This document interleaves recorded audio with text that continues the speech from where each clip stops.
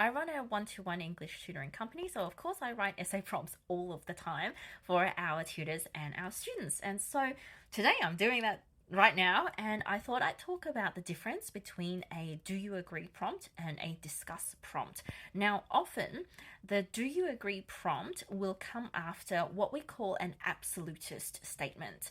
And this is something that the VCAR assessors have talked about for VCE English and EAL. So, what an absolutist statement is, it is a statement that has a very extreme stance. So it'll talk about, the worst of something or the best or the most destructive or, that there's no going back, that it is a very extreme statement where there's not a lot of wiggle room in terms of interpretation. And what the student is expected to do with that statement is they're meant to find the shades of grey, right, before it leads up to that statement. So, for example, if it's talking about something, jealousy being the most destructive force, right, in the text, it's really asking the student to talk about in what ways it's destructive and in what ways other things might be more destructive, right? It's not really asking you to completely agree that this is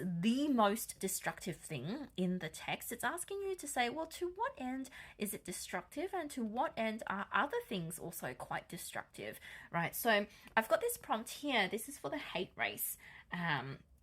For one of our year 11s, and the prompt that I've got is for Beneba Clark: honesty and truth are the first casualties in a racist, discriminatory world. Now, the options are I could have this as a discuss or I could have this as a do you agree.